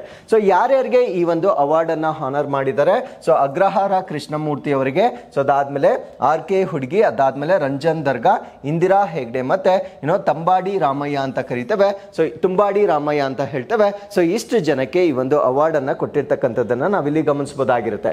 ಸೊ ಏನ್ ಅವಾರ್ಡ್ ಅಲ್ಲಿ ಏನ್ ಅವರಿಗೆ ಸಿಗುತ್ತೆ ಅಂದ್ರೆ 50,000 ಪ್ರೈಸ್ ಮನಿಯನ್ನ ನೀಡಲಾಗುತ್ತೆ. ಒಂದು ಸರ್ಟಿಫಿಕೇಟ್, ಪ್ಲೇಕ್ ಮತ್ತೆ ಶಾಲ್ ಅನ್ನ ಈ ಒಂದು ಅವಾರ್ಡ್ ನಲ್ಲಿ ನೀಡ್ತಕ್ಕಂಥದ್ದನ್ನ ನಾವು ನೋಡಬಹುದಾಗಿರುತ್ತೆ. ಸೊ ಈ ಒಂದು ಅವಾರ್ಡ್ ನೊಂದಿಗೆ ಇನ್ನೊಂದು ಪ್ರಶಸ್ತಿಯನ್ನ ಕೂಡ ನೀಡಲಾಗುತ್ತೆ. ಅದನ್ನ ನಾವೇನಂತ ಕರಿತೀವಿ ಅಂದ್ರೆ ಸಾಹಿತ್ಯ ಶ್ರೀ ಅವಾರ್ಡ್ ಅಥವಾ ಸಾಹಿತ್ಯ ಶ್ರೀ ಪ್ರಶಸ್ತಿ ಅಂತ ಹೇಳ್ತೇವೆ. ಸೊ ಯಾರ್ಯಾರಿಗೆ ಕೊಟ್ಟಿದ್ದಾರೆ ಅಂತಕ್ಕಂಥದ್ದನ್ನ ನಾವಿಲ್ಲಿ ಪಟ್ಟಿ ಮಾಡಿರ್ತೇವೆ. You can just pause the video and know the name. So ಈ ಒಂದು ಅವಾರ್ಡ್ ನಲ್ಲಿ 25,000 ಪ್ರೈಸ್ ಮನಿಯನ್ನ ನೀಡಲಾಗುತ್ತೆ. ಸೊ ಅದಾದ್ಮೇಲೆ shawl and rest of the things as usual ಕೊಡ್ತಾರೆ. ಸೊ ಅದ್ರ ಜೊತೆಗೆ ಇದನ್ನ ಯಾರು ಕೊಡ್ತಾರೆ ಅಂದ್ರೆ excellence in creative and non creative literature, ಅಂದ್ರೆ ಸೃಜನಾತ್ಮಕ ಮತ್ತೆ ಸೃಜನೇತರ ಒಂದು ಸಾಹಿತ್ಯದಲ್ಲಿ ಕಾಂಟ್ರಿಬ್ಯೂಟ್ ಮಾಡಿರ್ತಕ್ಕಂಥ ವ್ಯಕ್ತಿಗಳಿಗೆ ಸಾಹಿತ್ಯ ಶ್ರೀ ಪ್ರಶಸ್ತಿಯನ್ನ ಕೊಡ್ತಕ್ಕಂಥದ್ದನ್ನ ನಾವಿಲ್ಲಿ ಗಮನಿಸಬಹುದಾಗಿರುತ್ತೆ. ಸೊ ಈ ಒಂದು ಕರ್ನಾಟಕ ಸಾಹಿತ್ಯ ಅಕಾಡೆಮಿ ಬಗ್ಗೆ ಒಂದು ಬೇಸಿಕ್ ಮಾಹಿತಿಯನ್ನ ನಾವು ತಿಳ್ಕೊಳ್ಳೋದಾದ್ರೆ, ಸೊ ಇದು ನಮ್ಮ ಕನ್ನಡಕ್ಕೆ ಸಂಬಂಧಪಟ್ಟಂತೆ ವೆರಿ ಇಂಪಾರ್ಟೆಂಟ್ ಲಿಟರರಿ ಇನ್ಸ್ಟಿಟ್ಯೂಟ್ ಆಗುತ್ತೆ. ಅಂದ್ರೆ ಒಂದು ಪ್ರಮುಖವಾಗಿರ್ತಕ್ಕಂಥ ಸಾಹಿತ್ಯ ಸಂಸ್ಥೆಯಾಗಿ ನಾವು ಇದನ್ನ ಕನ್ಸಿಡರ್ ಮಾಡಬಹುದಾಗಿರುತ್ತೆ. It was established in the year 1961, 1961ರಲ್ಲಿ ಇದನ್ನ ಸ್ಥಾಪನೆ ಮಾಡಲಾಗುತ್ತೆ. ಸೊ ಏನಕ್ಕೆ ಇದನ್ನ ಸ್ಥಾಪನೆ ಮಾಡ್ತಾರೆ ಅಂದ್ರೆ promoting and preserving the rich literary heritage, ಅಂದ್ರೆ ನಮ್ಮ ಕನ್ನಡ ಸಾಹಿತ್ಯ ಏನಿರುತ್ತೆ ಸೊ ಅದರ ಪರಂಪರೆಯನ್ನ ಉತ್ತೇಜಿಸ್ತಕ್ಕಂಥದ್ದು ಮತ್ತೆ ಅದನ್ನ ಸಂರಕ್ಷಣೆ ಮಾಡುವ ಉದ್ದೇಶದಿಂದ 1961ರಲ್ಲಿ ಇದನ್ನ ಸ್ಥಾಪನೆ ಮಾಡಲಾಗಿರುತ್ತೆ. ಸೊ ಇವರು ಏನ್ ಕೆಲಸ ಮಾಡ್ತಾರೆ ಅಂತ ನಾವು ನೋಡೋದಾದ್ರೆ, they organise various literary events, ಅಂದ್ರೆ ಸಾಹಿತ್ಯಕ್ಕೆ ಸಂಬಂಧಪಟ್ಟಂತೆ ಅನೇಕ ಕಾರ್ಯಕ್ರಮಗಳನ್ನ ಅವರು ಆಯೋಜನೆ ಮಾಡ್ತಾರೆ. ಅದಾದ್ಮೇಲೆ ಪುಸ್ತಕಗಳನ್ನ ಪ್ರಕಟಣೆ ಮಾಡ್ತಾರೆ ಅಥವಾ ಪಬ್ಲಿಷ್ ಮಾಡ್ತಾರೆ. ಸೊ ಅದಾದ್ಮೇಲೆ ಸಾಹಿತ್ಯಕ್ಕೆ ಕೊಡುಗೆಯನ್ನ ನೀಡಿರ್ತಕ್ಕಂಥವ್ರಿಗೆ ಅವಾರ್ಡ್ಸ್ ಅಥವಾ ಪ್ರಶಸ್ತಿಗಳನ್ನ ನೀಡ್ತಕ್ಕಂಥದ್ದು ಸೊ ಇವರ ಜವಾಬ್ದಾರಿಗಳಾಗಿ ನಾವು ಕನ್ಸಿಡರ್ ಮಾಡಬಹುದಾಗಿರುತ್ತೆ. So with this let's get into question number 4. ಕರ್ನಾಟಕದಲ್ಲಿ 21ನೇ ಜಾನುವಾರು ಗಣತಿಯಲ್ಲಿ ಎಷ್ಟು ತಳಿಗಳ ಜಾನುವಾರುಗಳನ್ನು ಒಳಗೊಳ್ಳಲಾಗುವುದು? How many breeds of livestock will be covered in the 21st livestock census in Karnataka? So ಕರ್ನಾಟಕದಲ್ಲಿ ಸೊ ಈ ಒಂದು ಜಾನುವಾರುಗಳಿಗೆ ಸಂಬಂಧಪಟ್ಟಂತೆ ಒಂದು ಗಣತಿಯನ್ನ ಪ್ರಾರಂಭ ಮಾಡಿರ್ತಾರೆ. ಸೊ ಈ ಬಾರಿ ಮಾಡ್ತಾ ಇರ್ತಕ್ಕಂಥದ್ದು 21ನೇ ಜಾನುವಾರು ಗಣತಿ ಆಗಿರುತ್ತೆ. ಹಾಗಿದ್ರೆ ಈ ಒಂದು ಗಣತಿಯಲ್ಲಿ ಅವರು ಕನ್ಸಿಡರ್ ಮಾಡಿರ್ತಕ್ಕಂಥ ತಳಿಗಳ ಸಂಖ್ಯೆ ಎಷ್ಟು ಅನ್ನೋದು ನಮ್ಮ ಪ್ರಶ್ನೆ ಆಗಿರುತ್ತೆ. ಸೊ ಈ ಪ್ರಶ್ನೆಗೆ ಸರಿಯಾದ ಉತ್ತರ 219 ಬ್ರೀಡ್ಗಳನ್ನ ಇಲ್ಲಿ ಗಣತಿ ಮಾಡ್ತಾ ಇರ್ತಕ್ಕಂಥದ್ದನ್ನ ನಾವು ನೋಡಬಹುದಾಗಿರುತ್ತೆ. ಸೊ ಅಪ್ಡೇಟ್ ಏನು ಅಂದ್ರೆ livestock census to cover 1.5 crore household in Karnataka, ಅಂದ್ರೆ ನಮ್ಮ ಕರ್ನಾಟಕದಲ್ಲಿ 1.5 ಕೋಟಿ ಕುಟುಂಬಗಳನ್ನು ಒಳಗೊಂಡ ಜಾನುವಾರು ಗಣತಿಯನ್ನ ಮಾಡಲಾಗ್ತಾ ಇದೆ. ಸೊ ಇಲ್ಲಿ ನೋಡಿ 1.5 ಕೋಟಿ ಕುಟುಂಬಗಳು. ಅದರ ಅರ್ಥ ಏನು ಅಂದ್ರೆ ಜಾನುವಾರುಗಳಂದ್ರೆ ಅವು ಇಂಡಿಪೆಂಡೆಂಟ್ ಆಗಿ ಇರೋದಿಲ್ಲ, except in the forest, wild ಅಲ್ಲಿ ಇರೋದನ್ನ ನಾವು ಕೌಂಟ್ ಮಾಡ್ತಾ ಇಲ್ಲ. So within the land ಅಂದ್ರೆ ಈ ಒಂದು ಟೆರಿಟೋರಿಯಲ್ ರೀಜನ್ ಅಲ್ಲಿ ಇರ್ತಕ್ಕಂಥ ಈ ಒಂದು ಪ್ರಾಣಿಗಳನ್ನ ಮಾತ್ರ ಕೌಂಟ್ ಮಾಡ್ತಾ ಇದ್ದಾರೆ. ಸೊ ಪ್ರಾಣಿಗಳು ಇಂಡಿಪೆಂಡೆಂಟ್ ಆಗಿರೋ ಒಂದು ಕುಟುಂಬಕ್ಕೆ ಸಂಬಂಧಪಟ್ಟಿರುತ್ತೆ. ಸೊ ಸರಿಸುಮಾರು 101.5 ಕೋಟಿ ಕುಟುಂಬಗಳಲ್ಲಿ ಇರತಕ್ಕಂತ ಜಾನುವಾರುಗಳನ್ನ ಗಣತಿ ಮಾಡ್ತಕ್ಕಂಥ ಒಂದು ಸೆನ್ಸಸ್ ಅನ್ನ ಈಗ ಕಂಡಕ್ಟ್ ಮಾಡಲಾಗ್ತಾ ಇದೆ. ಸೊ ಇದು 21st ಲೈಫ್ ಸ್ಟಾಕ್ ಸೆನ್ಸಸ್ ಆಗಿರುತ್ತೆ, ಅಂದ್ರೆ ನಮ್ಮ ಕರ್ನಾಟಕದ 21ನೇ ಜಾನುವಾರು ಗಣತಿ ಆಗಿರುತ್ತೆ. So it is going to cover 1.5 crore household across the state, ಅಂದ್ರೆ ನಮ್ಮ ರಾಜ್ಯದಾದ್ಯಂತ 1.5 ಕೋಟಿ ಕುಟುಂಬಗಳನ್ನ ಕವರ್ ಮಾಡ್ತಕ್ಕಂಥ ಅಥವಾ ಒಂದು ವ್ಯಾಪ್ತಿಯನ್ನ ಒಳಗೊಂಡಿರ್ತಕ್ಕಂಥ ಗಣತಿ ಆಗಿರುತ್ತೆ. ಆಗಿರುತ್ತೆ. ಸೊ ಈ ಒಂದು ಗಣತಿಯಲ್ಲಿ ಕಂಪ್ಲೀಟ್ ಹೆಡ್ ಕೌಂಟನ್ಸ್ ಅನ್ನ ಮಾಡ್ತಾರೆ, ಅಂದ್ರೆ ತಲಾವಾರು ಈ ಒಂದು ಲೈಫ್ ಸ್ಟಾಕ್ ಅನ್ನ ಕೌಂಟ್ ಮಾಡಲಾಗುತ್ತೆ. ಸೊ ಡೊಮೆಸ್ಟಿಕೇಟೆಡ್ ಆನಿಮಲ್ಸ್, ಡೊಮೆಸ್ಟಿಕೇಟೆಡ್ ಅಂದ್ರೆ ಸಾಕು ಪ್ರಾಣಿಗಳನ್ನ ಮಾತ್ರ ಇಲ್ಲಿ ಕೌಂಟ್ ಮಾಡ್ತಕ್ಕಂಥದ್ದನ್ನ ನಾವು ನೋಡ್ಬೋದಾಗಿರುತ್ತೆ. ಸೊ ಇದರಲ್ಲಿ ಕ್ಯಾಟಲ್ ಅಂದ್ರೆ ಜಾನುವಾರು, ಈವನ್ ಡಾಗ್ಸ್ ನಾಯಿಗಳನ್ನ ಕೂಡ ಈ ಒಂದು ಗಣತಿಯಲ್ಲಿ ಇನ್ಕ್ಲೂಡ್ ಮಾಡಿರ್ತಕ್ಕಂಥದ್ದನ್ನ ನಾವು ನೋಡ್ಬೋದಾಗಿರುತ್ತೆ. ಸೊ ಈ ಒಂದು ಸೆನ್ಸಸ್ ಅನ್ನ ಮುಂದಿನ ವರ್ಷ ಫೆಬ್ರವರಿವರೆಗೂ ಅಂದ್ರೆ 2025 ಫೆಬ್ರವರಿಗೂ ಕಂಡಕ್ಟ್ ಮಾಡ್ತಾ ಇರ್ತಕ್ಕಂಥ ಒಂದು ಗಣತಿ ಆಗಿರುತ್ತೆ. ಯಾವ ಟೆಕ್ನಾಲಜಿಯನ್ನ ಉಪಯೋಗಿಸ್ಕೊಂಡು ಗಣತಿಯನ್ನ ಮಾಡ್ತಾ ಇದ್ದಾರೆ ಅಂದ್ರೆ, ಸೊ ಇದಕ್ಕೋಸ್ಕರ ಒಂದು ಮೊಬೈಲ್ ಅಪ್ಲಿಕೇಶನ್ ಅನ್ನ ಡೆವಲಪ್ ಮಾಡಿರ್ತಾರೆ. ಸೊ ಮೊಬೈಲ್ ಅಪ್ಲಿಕೇಶನ್ ಅನ್ನ ಡೆವಲಪ್ ಮಾಡುವ ಮುಖಾಂತರ ಆ ಡೇಟಾವನ್ನ ಡೈರೆಕ್ಟ್ಲಿ ಅದಕ್ಕೆ ಅಪ್ಲೋಡ್ ಮಾಡ್ತಕ್ಕಂಥ ಒಂದು ತಂತ್ರಜ್ಞಾನವನ್ನ ಸೊ ಈ ಒಂದು ಗಣತಿಯಲ್ಲಿ ಬಳಕೆ ಮಾಡ್ತಾ ಇರ್ತಕ್ಕಂಥದ್ದನ್ನ ನಾವು ನೋಡ್ಬೋದಾಗಿರುತ್ತೆ.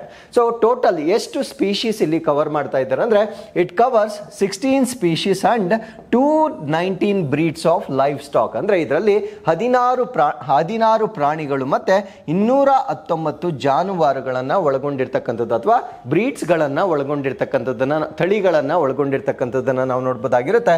ಸೊ 219 ತಳಿಗಳನ್ನ ಇಲ್ಲಿ ಕೌಂಟ್ ಮಾಡ್ತಾ ಇರ್ತಕ್ಕಂಥದ್ದನ್ನ ನಾವು ನೋಡ್ಬೋದಾಗಿರುತ್ತೆ.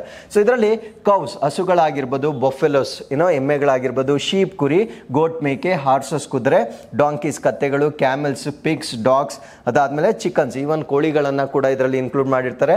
ಡಕ್ಸ್ ಅಥವಾ ಬಾತುಕೋಳಿಗಳು, ಗೀಸ್ ಅಥವಾ ಹೆಬ್ಬಾತು, ಅದಾದ್ಮೇಲೆ ಯಾಕ್, ಇವೆಲ್ಲವನ್ನೂ ಕೂಡ ಇದರಲ್ಲಿ ಗಣತಿ ಮಾಡ್ತಾ ಇರ್ತಕ್ಕಂಥದ್ದನ್ನ ಸೊ ನಾವು ಗಮನಿಸಬಹುದಾಗಿರುತ್ತೆ. So with this let's get in to question number 5. Pradhan Mantri Vidyalakshmi ಯೋಜನೆಯ ಮುಖ್ಯ ಉದ್ದೇಶವೇನು? So what is the main objective of the PM Vidyalakshmi scheme? So ಕೇಂದ್ರ ಸರ್ಕಾರದ ವತಿಯಿಂದ ಸೊ ವಿದ್ಯಾರ್ಥಿಗಳಿಗಾಗಿ ಇನ್ನೂ ಒಂದು ಹೊಸ ಸ್ಕೀಮ್ ಅನ್ನು ಲಾಂಚ್ ಮಾಡಿದ್ದಾರೆ. ಸೊ ಇದನ್ನ ನಾವೇನಂತ ಕರಿತೀವಿ ಅಂದ್ರೆ ವಿದ್ಯಾಲಕ್ಷ್ಮಿ ಅಂತ ಹೇಳ್ತೇವೆ. ನೋಡಿ ಹೆಸರಲ್ಲೇ ಇದೆ, ವಿದ್ಯಾಲಕ್ಷ್ಮಿ ಅಂದ್ರೆ ವಿದ್ಯೆಗಾಗಿ ಲಕ್ಷ್ಮಿಯನ್ನ ನೀಡ್ತಕ್ಕಂಥದ್ದು. ಸೊ ಉನ್ನತ ಶಿಕ್ಷಣಕ್ಕಾಗಿ ಪ್ರತಿಭಾವಂತ ವಿದ್ಯಾರ್ಥಿಗಳಿಗೆ ಆರ್ಥಿಕ ನೆರವು ನೀಡ್ತಕ್ಕಂಥ ಒಂದು ಯೋಜನೆ ಆಗಿರುತ್ತೆ. To provide financial support to the meritorious students for the higher education. So meritorious student ಆಗಿರಬೇಕು, ಹೈಯರ್ ಎಜುಕೇಶನ್ ಅಥವಾ ಉನ್ನತ ಶಿಕ್ಷಣಕ್ಕಾಗಿ ನೀಡ್ತಕ್ಕಂಥ ಒಂದು ಲೋನ್ ಅಥವಾ ಸೊ ಈ ಒಂದು ಸಪೋರ್ಟ್ ಹಣವನ್ನ ನಾವೇನಂತ ಕರಿತೀವಿ ಅಂದ್ರೆ ವಿದ್ಯಾಲಕ್ಷ್ಮಿ ಸ್ಕೀಮ್ ಅಂತ ಕರಿತೇವೆ. ಸೊ ಈ ಒಂದು ವಿದ್ಯಾಲಕ್ಷ್ಮಿ ಸ್ಕೀಮ್ ಏನಿದೆ, ಸೊ ಇದು ಮೆರಿಟೋರಿಯಸ್ ಸ್ಟೂಡೆಂಟ್ಸ್ಗೆ ಮಾತ್ರ ಒಳಗೊಂಡಿರುತ್ತೆ. ಅಂದ್ರೆ ಪ್ರತಿಭಾನ್ವಿತ ವಿದ್ಯಾರ್ಥಿಗಳಿಗಾಗಿ ನೀಡ್ತಕ್ಕಂಥದ್ದು, ಅದು ಕೂಡ ಹೈಯರ್ ಎಜುಕೇಶನ್ ಅಥವಾ ಉನ್ನತ ಶಿಕ್ಷಣಕ್ಕಾಗಿ ಕೊಡ್ತಕ್ಕಂಥ ಒಂದು ಲೋನ್ ಆಗಿರುತ್ತೆ. ಸೊ ಇದರ ಹೈಲೈಟ್ಸ್ ಅನ್ನ ನಾವು ನೋಡೋದಾದ್ರೆ, ಸೊ ಇದರಲ್ಲಿ ಕೊಲ್ಯಾಟ್ರಲ್ ಫ್ರೀ ಲೋನ್ ಅನ್ನ ಕೊಡ್ತಾರೆ. ಅಂದ್ರೆ ಯಾವುದೇ ನೀವು ಆಧಾರವನ್ನ ನೀಡ್ತಕ್ಕಂಥ ಅವಶ್ಯಕತೆ ಇಲ್ಲ, ಗ್ಯಾರಂಟರ್ ಕೂಡ ನೀವು ನೀಡ್ತಕ್ಕಂಥ ಅವಶ್ಯಕತೆ ಇಲ್ಲ. 10 lakh ವರೆಗೂ ಲೋನ್ ಅನ್ನ ನೀಡಲಾಗುತ್ತೆ. ಸೊ ಏನಕ್ಕೆ ಅಂದ್ರೆ, to get admission in the higher education institutions, ಅಂದ್ರೆ ಉನ್ನತ ಶಿಕ್ಷಣ ಸಂಸ್ಥೆಗಳಲ್ಲಿ ದಾಖಲಾತಿಯನ್ನ ಪಡಲಿಕ್ಕೆ 10 ಲಕ್ಷದವರೆಗೆ ಲೋನ್ ಅನ್ನ ಕೊಡ್ತಕ್ಕಂಥ ಒಂದು ಯೋಜನೆ ಆಗಿರುತ್ತೆ. ಸೊ ಈ ಒಂದು ಲೋನ್ ಅನ್ನ ಪಡಿಬೇಕಾಗಿದ್ರೆ ಎಲಿಜಿಬಿಲಿಟಿ ಅಥವಾ ಕ್ರೈಟೀರಿಯನ್ ಏನು ಅಂತ ನಾವು ನೋಡೋದಾದ್ರೆ, annual income of up to 8 lakh, ಅಂದ್ರೆ ಅವರ ವಾರ್ಷಿಕ ಆದಾಯ 8 ಲಕ್ಷಕ್ಕಿಂತ ಜಾಸ್ತಿ ಇರಬಾರ್ದು, 8 ಲಕ್ಷದ ಒಳಗಡೆ ಇರಬೇಕಾಗಿರುತ್ತೆ. ಸೊ ಇವ್ರಿಗೆ 3% ಇಂಟ್ರೆಸ್ಟ್ ಸಬ್ವೆನ್ಷನ್ ಇರುತ್ತೆ. ಅಂದ್ರೆ ನಾರ್ಮಲ್ ಇಂಟ್ರೆಸ್ಟ್, ನಾರ್ಮಲ್ ಬಡ್ಡಿ ದರ ಏನಿರುತ್ತೆ, ಸೊ ಅದರಲ್ಲಿ -3% ಅನ್ನ ಮಾಡ್ತಕ್ಕಂಥದ್ದನ್ನ ನಾವು ನೋಡ್ಬೋದಾಗಿರುತ್ತೆ. ಸೊ ಮ್ಯಾಕ್ಸಿಮಮ್ ಲೋನ್ ಅಮೌಂಟ್ ಎಷ್ಟಿರುತ್ತೆ ಅಂದ್ರೆ 10 ಲಕ್ಷದವರೆಗೆ ಲೋನ್ ಕೊಡ್ತಕ್ಕಂಥ ಒಂದು ಸ್ಕೀಮ್ ಇದಾಗಿರುತ್ತೆ. So with this let's get in to question number 6. Pacific ಮಹಾಸಾಗರದಲ್ಲಿ ಕ್ಲಾರಿಯನ್ ಕ್ಲಿಪ್ಟರ್ಟನ್ ವಲಯದಲ್ಲಿ ವಿಜ್ಞಾನಿಗಳು ಯಾವ ಇತ್ತೀಚಿನ ಆವಿಷ್ಕಾರವನ್ನು ಮಾಡಿದ್ದಾರೆ? What recent discovery was made by the scientist in the Clarion Clipperton zone in the Pacific ocean? Pacific ocean ಅಲ್ಲಿ ಒಂದು ವಲಯ ಬರುತ್ತೆ, ಅದನ್ನು ನಾವು ಕ್ಲಾರಿಯನ್ ಕ್ಲಿಪರ್ಟನ್ ರೀಜನ್ ಅಂತ ಹೇಳ್ತೇವೆ. ಈ ಒಂದು ಪ್ರದೇಶದಲ್ಲಿ ಬಹಳ ಇತ್ತೀಚೆಗೆ ವಿಜ್ಞಾನಿಗಳು ಕಂಡುಹಿಡಿದಿರ್ತಕ್ಕಂಥ ಆವಿಷ್ಕಾರ ಏನು ಅನ್ನೋದು ನಮ್ಮ ಪ್ರಶ್ನೆ ಆಗಿರುತ್ತೆ. ಸೊ ಈ ಪ್ರಶ್ನೆಗೆ ಸರಿಯಾದ ಉತ್ತರ ಸಮುದ್ರ ಅಡಿಯಲ್ಲಿ ಡಾರ್ಕ್ ಆಮ್ಲಜನಕವನ್ನ ಅವರು ಪತ್ತೆ ಹಚ್ಚಿರ್ತಾರೆ. So discovery of dark oxygen under the sea. So ಹಾಗಿದ್ರೆ ಡಾರ್ಕ್ ಆಕ್ಸಿಜನ್ ಅಂದ್ರೆ ಏನು ಅನ್ನೋದನ್ನ ನಾವು ಇಲ್ಲಿ ಕಲಿಬೇಕಾಗಿರುತ್ತೆ. ಸೊ ಅದರ ಇಂಪಾರ್ಟೆನ್ಸ್ ಏನು ಅಂತ ಕೂಡ ನಾವು ಇಲ್ಲಿ ಕಲಿಬೇಕಾಗಿರುತ್ತೆ. ಸೊ ಈ ಒಂದು ಡಿಸ್ಕವರಿ ಮಾಡಿರ್ತಕ್ಕಂಥದ್ದು ಈ ಭಾಗ, ಈ ಪೆಸಿಫಿಕ್ ಓಷನ್ ಈ ಭಾಗದಲ್ಲಿ ಇದನ್ನ ಕ್ಲಾರಿಯನ್ ಕ್ಲಿಪರ್ಟನ್ ಝೋನ್ ಅಂತ ಕರಿತೇವೆ. ಸೊ ಈ ಭಾಗದಲ್ಲಿ ಪತ್ತೆ ಹಚ್ಚಿರ್ತಕ್ಕಂಥದ್ದನ್ನ ನಾವು ನೋಡಬಹುದಾಗಿರುತ್ತೆ. ನಾವು what you mean by dark oxygen ಅದನ್ನ ನಾನು ಇಲ್ಲೇ ಎಕ್ಸ್ಪ್ಲೇನ್ ಮಾಡ್ತೇನೆ. ಸೊ ಇವಾಗ ಸಮುದ್ರದಲ್ಲೂ ಕೂಡ ಆಮ್ಲಜನಕ ಇರುತ್ತೆ, ಅಟ್ಮಾಸ್ಫಿಯರ್ ಅಲ್ಲೂ ಕೂಡ ಆಮ್ಲಜನಕ ಇರುತ್ತೆ. ಅಟ್ಮಾಸ್ಫಿಯರ್ ಅಲ್ಲಿ ಇರ್ತಕ್ಕಂಥ ಆಮ್ಲಜನಕ ಫ್ರೀ ಆಕ್ಸಿಜನ್ ಆಗಿರುತ್ತೆ. ಸೊ ವಾಟರ್ ಅಲ್ಲಿ ಇರ್ತಕ್ಕಂಥ ಆಕ್ಸಿಜನ್ ಅನ್ನ ನಾವು ಡಿಸಾಲ್ವ್ಡ್ ಆಕ್ಸಿಜನ್ ಅಂತ ಹೇಳ್ತೇವೆ. ಸೊ ನೀರಿನೊಳಗೆ ಡಿಸಾಲ್ವ್ಡ್ ಆಕ್ಸಿಜನ್ ಹೇಗೆ ಬರುತ್ತೆ ಅಂದ್ರೆ, ಸೊ ನೀರಿನೊಳಗಡೆ ಸಾಕಷ್ಟು ಪ್ಲಾಂಟ್ಸ್ ಇರುತ್ತೆ. ಸೊ ಅದರಲ್ಲೂ ಮುಖ್ಯವಾಗಿ ಫೈಟೋ ಪ್ಲಾಂಕ್ಟಾನ್ ಅಂತ ಕರಿತೇವೆ. ಸೊ ಈ ಒಂದು ಫೈಟೋ ಪ್ಲಾಂಕ್ಟಾನ್ ಏನಿರುತ್ತೆ, ಸೊ ಇದು ಫೋಟೋಸಿಂಥಸಿಸ್ ಮಾಡಿದಾಗ, ದ್ವಿತೀಯ ಸಂಶ್ಲೇಷಣೆ ಕ್ರಿಯೆ ಮಾಡಿದಾಗ ಸೊ ಕಾರ್ಬನ್ ಡೈಆಕ್ಸೈಡ್ ಅನ್ನ ಅಬ್ಸಾರ್ವ್ ಮಾಡಿಕೊಂಡು ಆಕ್ಸಿಜನ್ ಅನ್ನ ಬಿಡುಗಡೆ ಮಾಡುತ್ತೆ. ಸೊ ಆ ಒಂದು ಆಕ್ಸಿಜನ್ ನೀರೊಳಗಡೆ ಇರ್ತಕ್ಕಂಥ ಒಂದು ಆಮ್ಲಜನಕದ ಪ್ರಮುಖ ಮೂಲವಾಗಿ ನಾವು ಕನ್ಸಿಡರ್ ಮಾಡಬಹುದಾಗಿರುತ್ತೆ. ಬಟ್ ನಾವು ಇಷ್ಟು ದಿನ ಅನ್ಕೊಂಡಿರ್ತಕ್ಕಂಥದ್ದು this is the major component by which oxygen is produced in the water ಅಂತ ನಾವು ಅನ್ಕೊಂಡಿದ್ವಿ. ಬಟ್ ಈಗ ಮಾಡಿರ್ತಕ್ಕಂಥ ಒಂದು ಡಿಸ್ಕವರಿ ಅಥವಾ ಈ ಒಂದು ಡಾರ್ಕ್ ಆಕ್ಸಿಜನ್ ಏನಿದೆ, ಸೊ ಅದು ಕೇವಲ ಪ್ಲಾಂಟ್ಸ್ ಇಂದ ಮಾತ್ರ ಆಕ್ಸಿಜನ್ ಬರೋದಿಲ್ಲ, there is other means also ಅಂತಕ್ಕಂಥ ಒಂದು ಡಿಸ್ಕವರಿಯನ್ನ ಮಾಡಿರ್ತಕ್ಕಂಥದ್ದನ್ನ ನಾವು ನೋಡ್ಬೋದಾಗಿರುತ್ತೆ. ನಾವು what is the other way? Other way ಏನು ಅಂದ್ರೆ, ಸೊ ಈ ನೀರಿನಲ್ಲಿ ಪಾಲಿಮೆಟಾಲಿಕ್ ನಾಡ್ಯೂಲ್ಸ್ ಅಂತ ಬರುತ್ತೆ. ಸೊ ನೀರಿನಲ್ಲಿ ಇರ್ತಕ್ಕಂಥ ರಿಸೋರ್ಸಸ್ ಅನ್ನ ನಾವು ಪಾಲಿಮೆಟಾಲಿಕ್ ನಾಡ್ಯೂಲ್ಸ್ ಅಂತ ಹೇಳ್ತೇವೆ. ಸೊ ಇದು ಸಾಮಾನ್ಯವಾಗಿ ನೀರಿನ ಅತ್ಯಂತ ಆಳದ ಭಾಗದಲ್ಲಿರ್ತಕ್ಕಂಥ ಒಂದು ರಿಸೋರ್ಸ್ಗಳು ಅಥವಾ ಸಂಪನ್ಮೂಲಗಳಾಗಿರ್ತವೆ. ಸೊ ಯಾವಾಗ ಇಲ್ಲಿ ಪಾಲಿಮೆಟಾಲಿಕ್ ನಾಡ್ಯೂಲ್ಸ್ಗಳು ಇರ್ತವೆ, ಸೊ ಅದೇನ್ ಮಾಡುತ್ತಂದ್ರೆ ನೀರನ್ನ ಹೈಡ್ರೋಲೈಸಿಸ್ ಮಾಡುತ್ತೆ. ಅದನ್ನ ನಾವು ಜಲ ವಿಭಜನೆ ಅಂತ ಹೇಳ್ತೇವೆ. ಹೈಡ್ರೋಲೈಸಿಸ್ ಮಾಡುತ್ತೆ. ಹೈಡ್ರೋಲೈಸಿಸ್ ಅಂದ್ರೆ, ಸೊ ನೀರಿನ ಫಾರ್ಮುಲಾ ನಮಗೆ ಗೊತ್ತು, H2O. ಸೊ ಇದರಲ್ಲಿ ಆಕ್ಸಿಜನ್ ಸಪರೇಟ್ ಆಗುತ್ತೆ, ಹೈಡ್ರೋಜನ್ ಸಪರೇಟ್ ಆಗುತ್ತೆ. ಸೊ ಈ ಒಂದು ಆಕ್ಸಿಜನ್ ಅನ್ನ ನಾವು ಡಾರ್ಕ್ ಆಕ್ಸಿಜನ್ ಅಂತ ಕರಿತೇವೆ. ಡಾರ್ಕ್ ಆಕ್ಸಿಜನ್ ಅಂದ್ರೆ, ಸೊ ನೀರಿನಲ್ಲಿರ್ತಕ್ಕಂಥ ಪಾಲಿಮೆಟಾಲಿಕ್ ನಾಡ್ಯೂಲ್ಸ್ ಏನಿರುತ್ತೆ, so they do the process of hydrolysis. ಆ ಹೈಡ್ರಾಲಿಸಿಸ್ ಇಂದ ಉತ್ಪತ್ತಿ ಆಗ್ತಕ್ಕಂಥ ಒಂದು ಆಕ್ಸಿಜನ್ ಅನ್ನ ನಾವೇನಂತ ಕರಿತೀವಿ ಅಂದ್ರೆ ಡಾರ್ಕ್ ಆಕ್ಸಿಜನ್ ಅಂತ ಕರಿತೇವೆ. Now there is a concern. ಆ ಕನ್ಸರ್ನ್ ಏನು ಅಂದ್ರೆ, ಸೊ ನಾವು ಪಾಲಿಮೆಟಾಲಿಕ್ ನಾಡ್ಯೂಲ್ಸ್ ಅನ್ನ ಮೈನಿಂಗ್ ಮಾಡ್ತಾ ಇದ್ದೇವೆ, ಅದನ್ನ ಗಣಿ ಮಾಡುವ ಮುಖಾಂತರ ಸೊ ಈ ಒಂದು ಸಂಪನ್ಮೂಲಗಳನ್ನು ನಾವು ಎಕ್ಸ್ಟ್ರಾಕ್ಟ್ ಮಾಡ್ತಾ ಇದ್ದೇವೆ. ಈ ಸಂಪನ್ಮೂಲಗಳನ್ನು ಎಕ್ಸ್ಟ್ರಾಕ್ಟ್ ಮಾಡಿದ್ದೆ ಆದಲ್ಲಿ ಡಾರ್ಕ್ ಆಕ್ಸಿಜನ್ ಕ್ವಾಂಟಿಟಿ ಕಡಿಮೆ ಆಗುತ್ತೆ. ಸೊ ಅವಾಗ ಜಲಚರ ಪ್ರಾಣಿಗಳಿಗೆ ಸಾಕಷ್ಟು ಅಮೌಂಟ್ ಆಫ್ ಆಕ್ಸಿಜನ್ ಸಿಗದೆ ಇರತಕ್ಕಂಥದ್ದನ್ನ ನಾವು ನೋಡ್ಬೋದಾಗಿರುತ್ತೆ. So this is the significance of this article that you must remember, right? So scientist discovery ಮಾಡಿರ್ತಕ್ಕಂಥ ಆಕ್ಸಿಜನ್ ಅನ್ನ ನಾವು ಡಾರ್ಕ್ ಆಕ್ಸಿಜನ್ ಅಂತ ಕರಿತೇವೆ. ಸೊ ಇದನ್ನ under the sea for the first time ಅಂದ್ರೆ ಪ್ರಪ್ರಥಮ ಬಾರಿಗೆ ಸಮುದ್ರದ ಅಡಿಯಲ್ಲಿ ಪತ್ತೆ ಹಚ್ಚಿರ್ತಕ್ಕಂಥದ್ದನ್ನ ನಾವು ನೋಡಬಹುದಾಗಿರುತ್ತೆ. ಸೊ ಈ ಒಂದು ರೀಜನ್ ಅನ್ನ ನಾವು ಕ್ಲಾರಿಯಾನ್ ಕ್ಲಿಪರ್ಟನ್ ಝೋನ್ ಅಂತ ಕರಿತೇವೆ. ಸೊ ಇದು ಪೆಸಿಫಿಕ್ ಓಷನ್ ಅಲ್ಲಿ ಬರ್ತಕ್ಕಂಥ ಒಂದು ಝೋನ್ ಆಗಿರುತ್ತೆ. ಸೊ ಅದು ಪೆಸಿಫಿಕ್ ಓಷನ್ ನ ಸರ್ಫೇಸ್ ಇಂದ 4000 ಮೀಟರ್ಸ್ ಅಂದ್ರೆ 13,000 ಅಡಿಯಲ್ಲಿ ಕಂಡು ಹಿಡಿದಿರ್ತಕ್ಕಂಥ ಒಂದು ಡಿಸ್ಕವರಿ ಆಗಿರುತ್ತೆ. ಸೊ ಈ ಒಂದು ಡಾರ್ಕ್ ಆಕ್ಸಿಜನ್ ಏನಿದೆ, ಸೊ ಇದು ಎಲೆಕ್ಟ್ರೋಲೈಸಿಸ್ ಅಥವಾ ವಿದ್ಯುತ್ ವಿಭಜನೆಯ ಮುಖಾಂತರ ಬಿಡುಗಡೆ ಆಗುತ್ತೆ. ಸೊ ಹೈಡ್ರೋಲೈಸಿಸ್ ಅಂದ್ರೂ ಒಂದೇನೆ, ಎಲೆಕ್ಟ್ರೋಲೈಸಿಸ್ ಅಂದ್ರೂ ಒಂದೇನೆ. ಹೈಡ್ರೋಲೈಸಿಸ್ ಅಂದ್ರೆ break down of water. So ಅದು ಥ್ರೂ ಎಲೆಕ್ಟ್ರಿಸಿಟಿ ಆದಾಗ ಅಂದ್ರೆ ವಿದ್ಯುತ್ ಶಕ್ತಿಯಿಂದ ಆದಾಗ ಅದನ್ನ ನಾವೇನಂತ ಕರಿತೀವಿ ಅಂದ್ರೆ ಎಲೆಕ್ಟ್ರೋಲೈಸಿಸ್ ಅಥವಾ ವಿದ್ಯುತ್ ವಿಭಜನೆ ಅಂತ ಕರಿತೇವೆ. ಸೊ ಈ ಒಂದು ಎಲೆಕ್ಟ್ರೋಲೈಸಿಸ್ ನ ಆಗ್ಲಿಕ್ಕೆ what is the responsible factor ಅಂತ ನಾವು ನೋಡೋದಾದ್ರೆ, ಅಲ್ಲಿರ್ತಕ್ಕಂಥ ಪಾಲಿಮೆಟಾಲಿಕ್ ನಾಡ್ಯೂಲ್ಸ್ ಏನಿರ್ತವೆ, ಸೊ ಅದು ಈ ಒಂದು ಸಿ ವಾಟರ್ ಅಲ್ಲಿ ಈ ಎಲೆಕ್ಟ್ರೋಲೈಸಿಸ್ ಮಾಡಲಿಕ್ಕೆ ಸಪೋರ್ಟ್ ಮಾಡ್ತಕ್ಕಂಥ ಒಂದು ಖನಿಜಗಳಾಗಿ ಅಥವಾ ರಿಸೋರ್ಸ್ಗಳಾಗಿ ನಾವು ನೋಡ್ಬೋದಾಗಿರುತ್ತೆ. ಸೊ ಇದರಿಂದ ಆಗ್ತಕ್ಕಂಥ ಒಂದು ಸಿಗ್ನಿಫಿಕೆನ್ಸ್ ಅಥವಾ ಚಾಲೆಂಜ್ ಏನು ಅಂದ್ರೆ, ಸೊ ನಾವು ಇಷ್ಟು ದಿನ water oxygen in the water is solely released by photosynthesis ಅಂದ್ರೆ ದ್ವಿತೀಯ ಸಂಶ್ಲೇಷಣೆಯ ಮುಖಾಂತರ ಮಾತ್ರ ನೀರಿನಲ್ಲಿ ಆಮ್ಲಜನಕ ಹೆಚ್ಚಾಗಿ ಉತ್ಪಾದನೆ ಆಗ್ತಾ ಇತ್ತು ಅಂತ ನಮ್ಮ ದೀರ್ಘಕಾಲಿಕ ಒಂದು ನಂಬಿಕೆ ಏನಿರುತ್ತೆ, ಆ ನಂಬಿಕೆಗಿಂತ ಭಿನ್ನವಾಗಿ there is another way of production of oxygen ಅನ್ನೋದನ್ನ ಕೂಡ ಪ್ರೂವ್ ಮಾಡ್ತಕ್ಕಂಥ ಒಂದು ಡಿಸ್ಕವರಿ ಆಗಿ ನಾವು ಇದನ್ನ ಕನ್ಸಿಡರ್ ಮಾಡಬಹುದಾಗಿರುತ್ತೆ. So what is the environmental concerns? ನಾವು ಪರಿಸರ ಕಾಳಜಿ ಏನೋ, as I told you before, ನಾವು ಈ ಡೀಪ್ ಸಿ ಮೈನಿಂಗ್ ಅನ್ನ ಮಾಡಿದಾಗ ಪಾಲಿಮೆಟಾಲಿಕ್ ನಾಡ್ಯೂಲ್ಸ್ ಅನ್ನ ಎಕ್ಸ್ಟ್ರಾಕ್ಟ್ ಮಾಡ್ತೇವೆ. ಸೊ ಇದರಿಂದ ಆಗಬಹುದಾಗಿರ್ತಕ್ಕಂಥ ಪ್ರಾಬ್ಲಮ್ ಏನು ಅಂದ್ರೆ, availability of the oxygen in the water reduce ಆಗುತ್ತೆ. ಸೊ ಯಾವಾಗ ಆಮ್ಲಜನಕದ ಕೊರತೆ ಆಗುತ್ತೆ, ಅಲ್ಲಿರ್ತಕ್ಕಂಥ ಪ್ರಾಣಿಗಳು ಸಾವಾಗ್ತಕ್ಕಂಥದ್ದನ್ನ ನಾವು ಎಕ್ಸ್ಪೆಕ್ಟ್ ಮಾಡಬಹುದಾಗಿರುತ್ತೆ. So this is the problem, environmental concern ಆಗಿ ಸೊ ಈ ಒಂದು ಪಾಯಿಂಟ್ ಅನ್ನ ನಾವಿಲ್ಲಿ ಕನ್ಸಿಡರ್ ಮಾಡಬಹುದಾಗಿರುತ್ತೆ. So with this let's get into question number 7. ಯಾವ ಎರಡು ಭಾರತೀಯ ರಾಜ್ಯಗಳು ಚೀತಾ ಯೋಜನೆಯಲ್ಲಿ ಸಮನ್ವಯಗೊಳಿಸಲು ಜಂಟಿ ಸಮಿತಿಯನ್ನು ರಚಿಸಿವೆ? So which two Indian state states have formed joint panel to coordinate on cheetah project. So ಈ ಒಂದು ಚೀತಾ ಪ್ರಾಜೆಕ್ಟ್ ಏನಿದೆ, ಸೊ ಇದನ್ನ ಕೋಆರ್ಡಿನೇಟ್ ಮಾಡಲಿಕ್ಕೆ 2 ರಾಷ್ಟ್ರಗಳು ಸೇರಿ ಒಂದು ಜಂಟಿ ಸಮಿತಿಯನ್ನ ಮಾಡ್ಕೊಂಡಿದ್ದಾವೆ, 2 ರಾಜ್ಯಗಳು. ಆ 2 ರಾಜ್ಯಗಳು ಯಾವುದು ಅನ್ನೋದು ನಮ್ಮ ಪ್ರಶ್ನೆ ಆಗಿರುತ್ತೆ. ಸೊ ಈ ಪ್ರಶ್ನೆಗೆ ಸರಿಯಾದ ಉತ್ತರ ಮಧ್ಯಪ್ರದೇಶ್ ಮತ್ತೆ ರಾಜಸ್ಥಾನ್. ಇವೆರಡು ರಾಜ್ಯಗಳು ಈ ಒಂದು ಜಂಟಿ ಸಮಿತಿಯನ್ನ ರಚನೆ ಮಾಡಿರ್ತಕ್ಕಂಥದ್ದನ್ನ ನಾವು ನೋಡ್ಬೋದಾಗಿರುತ್ತೆ. ಸೊ ಚೀತಾ ಅಂದ ಕೂಡಲೇ ನಿಮಗೆ ನೆನಪು ಬರಬೇಕಾಗಿರ್ತಕ್ಕಂಥದ್ದು 2 ರೀತಿಯ ಚೀತಾಗಳನ್ನ ನಮ್ಮ ಭೂಮಿಯ ಮೇಲೆ ನಾವು ನೋಡ್ಬೋದಾಗಿರುತ್ತೆ. ಒಂದನ್ನ ನಾವು ಆಫ್ರಿಕನ್ ಚೀತಾ ಅಂತ ಹೇಳ್ತೇವೆ, ಇನ್ನೊಂದನ್ನ ಏಷ್ಯನ್ ಚೀತಾ ಅಂತ ಹೇಳ್ತೇವೆ. ಆಫ್ರಿಕನ್ ಚೀತಾ IUCN ಸ್ಟೇಟಸ್ ಏನಾಗಿರುತ್ತೆ ಅಂದ್ರೆ ವಲ್ನರಬಲ್ ಅಥವಾ ದುರ್ಬಲ ಅಂತ ನಿಮಗೆ ಗೊತ್ತಿರಬೇಕಾಗಿರುತ್ತೆ. IUCN status of Asian cheetah ಬಂದು ಕ್ರಿಟಿಕಲಿ ಎಂಡೇಂಜರ್ಡ್ ಅಥವಾ ತೀವ್ರವಾಗಿ ಅಳಿವಿನಂಚಿನಲ್ಲಿರ್ತಕ್ಕಂಥದ್ದು ನಮ್ದು. ಅಂದ್ರೆ ಏಷ್ಯನ್ ಚೀತಾ ತೀವ್ರವಾಗಿ ಅಳಿವಿನಂಚಿನಲ್ಲಿರುತ್ತೆ, ಆಫ್ರಿಕನ್ ಚೀತಾ ದುರ್ಬಲಗೊಂಡಿರ್ತಕ್ಕಂಥದ್ದನ್ನ ನಾವು ನೋಡ್ಬೋದಾಗಿರುತ್ತೆ. ಸೊ ಸೈಟ್ಸ್ ನ ಪ್ರಕಾರ ಇದರ ಸ್ಟೇಟಸ್ ಏನು ಅಂದ್ರೆ ಇದು ಕೂಡ ಅಪೆಂಡಿಕ್ಸ್ 1 ಅಲ್ಲೇ ಇರುತ್ತೆ. ಸೊ ಇದು ಕೂಡ ಅಪೆಂಡಿಕ್ಸ್ 1 ಅಲ್ಲೇ ಇರ್ತಕ್ಕಂಥದ್ದನ್ನ ನಾವು ನೋಡ್ಬೋದಾಗಿರುತ್ತೆ. ಸೊ ಆಫ್ರಿಕನ್ ಚೀತಾ ಪ್ರಮುಖವಾಗಿ ಕಂಡು ಬರ್ತಕ್ಕಂಥದ್ದು north west Africa, east Africa ಮತ್ತೆ ಸದರ್ನ್ ಆಫ್ರಿಕಾದಲ್ಲಿ ಕಂಡು ಬರುತ್ತೆ. ಏಷ್ಯನ್ ಚೀತಾ ಕೇವಲ ಇರಾನ್ ಅಲ್ಲಿ ಮಾತ್ರ ಇದೆ, ಬೇರೆ ಕಡೆ ಎಲ್ಲ ಸಂಪೂರ್ಣವಾಗಿ ನಶಿಸಿ ಹೋಗಿರ್ತಕ್ಕಂಥದ್ದನ್ನ ನಾವು ನೋಡ್ಬೋದಾಗಿರುತ್ತೆ. ಸೊ ಈ ಒಂದು ಕಾರಣದಿಂದ ನಮ್ಮ ಭಾರತ ದೇಶದಲ್ಲಿ ಚೀತಾ ರೀಇಂಟ್ರೊಡಕ್ಷನ್ ಪ್ರೋಗ್ರಾಮ್ ಅನ್ನ ಲಾಂಚ್ ಮಾಡಿ ನಾವು ಏಷ್ಯನ್ ಚೀತಾನ ತಗೊಂಬಂದಿಲ್ಲ.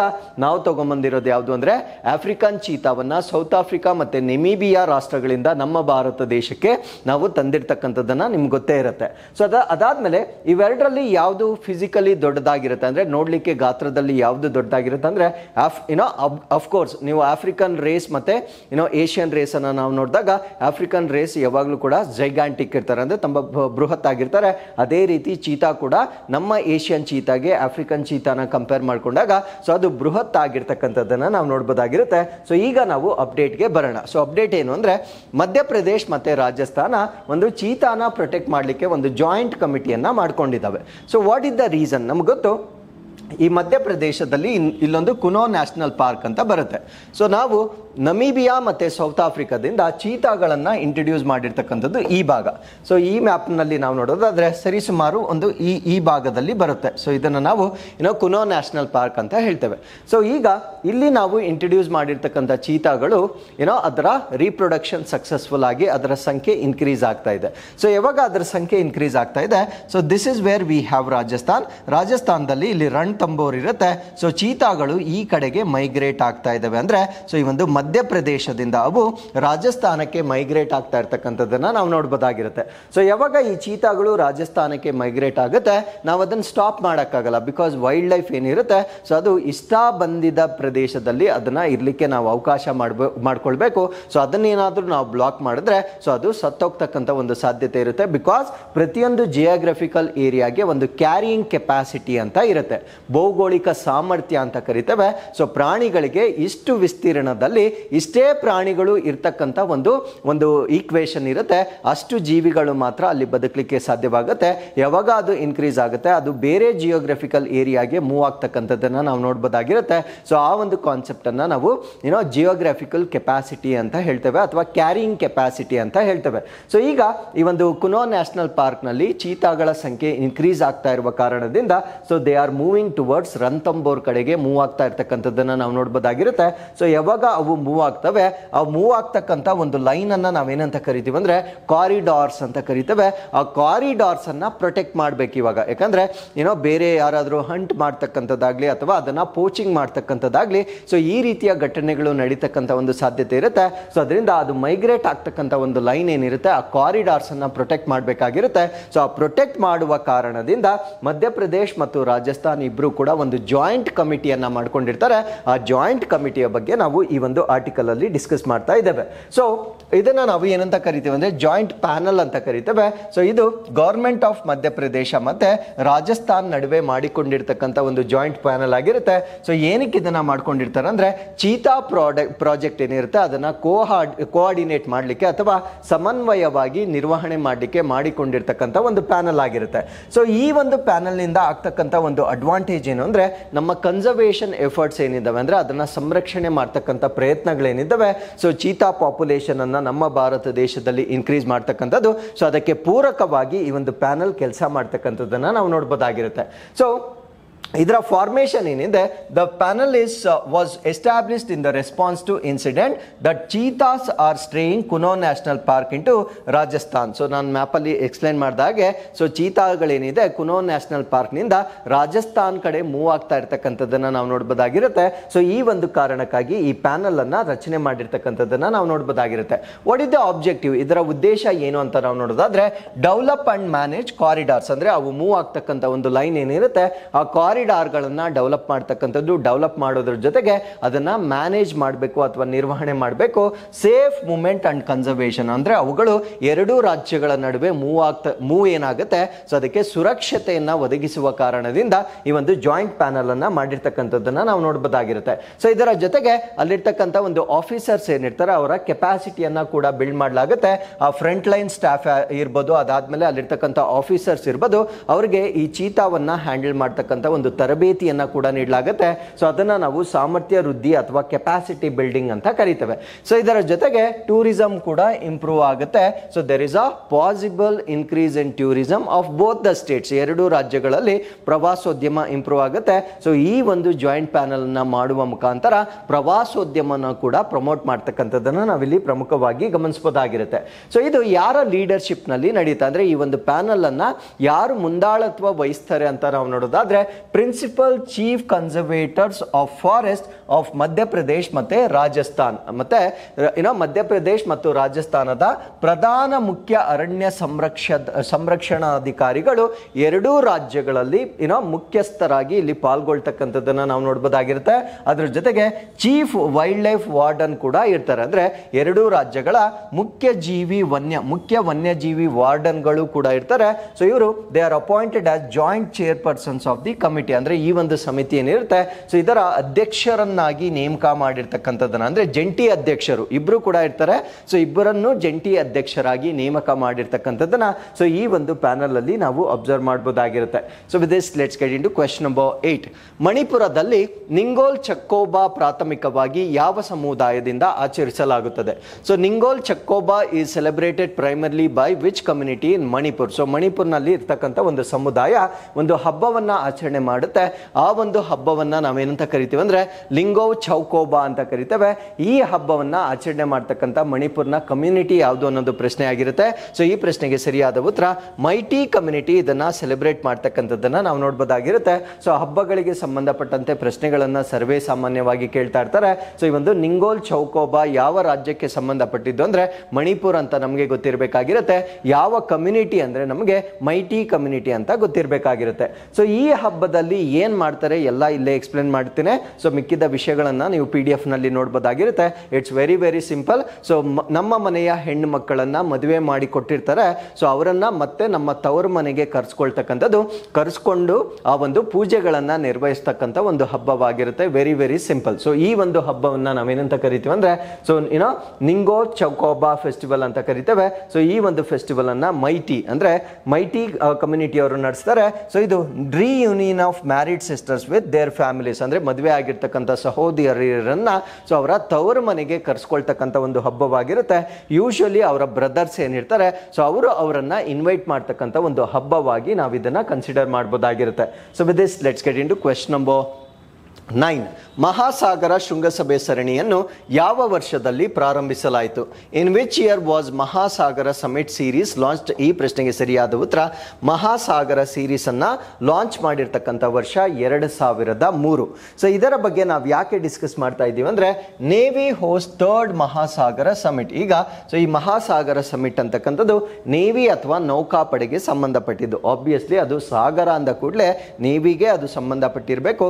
ಸೊ ಈ ಒಂದು ಮಹಾಸಾಗರಕ್ಕೆ ಸಂಬಂಧಪಟ್ಟಂತೆ ಈಗ 3ನೇ ಸಮ್ಮಿಟ್ ಅನ್ನ ಆಯೋಜನೆ ಮಾಡಿರ್ತಕ್ಕಂಥದ್ದನ್ನ ನಾವಿಲ್ಲಿ ಗಮನಿಸಬಹುದಾಗಿರುತ್ತೆ. ಸೊ ಇಂಡಿಯನ್ ನೇವಿ ಇದನ್ನ ಆರ್ಗನೈಸ್ ಮಾಡ್ತಾ ಇದೆ. ಇದು 3ನೇ ಮಹಾಸಾಗರ ಸಮ್ಮಿಟ್ ಆಗಿರುತ್ತೆ. ಏನಿದು ಸಮ್ಮಿಟ್ ಅಂತ ನಾವು ನೋಡೋದಾದ್ರೆ ಇದು high level virtual interaction series ಆಗಿರುತ್ತೆ. ಸೊ ಇದನ್ನ ಲಾಂಚ್ ಮಾಡಿರ್ತಕ್ಕಂಥದ್ದು 2003ರಲ್ಲಿ. ಅಂದ್ರೆ ಇದು ಉನ್ನತ ಮಟ್ಟದ ಒಂದು ವರ್ಚುವಲ್ ಸಂವಹನ ಆಗಿರುತ್ತೆ. ವರ್ಚುವಲ್ ಅಂದ್ರೆ ಅವರು ಫಿಸಿಕಲಿ ಇಲ್ಲಿ ಬರೋದಿಲ್ಲ, ಆನ್ಲೈನ್ ನ ಮುಖಾಂತರ ನಡೆಸ್ತಕ್ಕಂಥ ಒಂದು ಸಭೆಯಾಗಿ ನಾವು ಇದನ್ನ ಕನ್ಸಿಡರ್ ಮಾಡಬಹುದಾಗಿರುತ್ತೆ. ಸೊ ಈ ಒಂದು ಸಭೆಯನ್ನ ಇಂಡಿಯನ್ ನೇವಿ ಅವರು ಕಂಡಕ್ಟ್ ಮಾಡ್ತಾ ಇರ್ತಕ್ಕಂಥದ್ದನ್ನ ನಾವು ನೋಡಬಹುದಾಗಿರುತ್ತೆ. ಸೊ ಏನಕ್ಕೆ ಇದನ್ನ ಮಾಡ್ತಾರೆ ಅಂದ್ರೆ ಟು ಫಾಸ್ಟರ್ ಕೊಲಾಬ್ರೇಷನ್, ಅಂದ್ರೆ ರಾಷ್ಟ್ರಗಳ ನಡುವೆ ಒಂದು ಕೊಲಾಬ್ರೇಷನ್ ಅನ್ನ ಎಸ್ಟಾಬ್ಲಿಷ್ ಮಾಡ್ತಕ್ಕಂಥದ್ದು.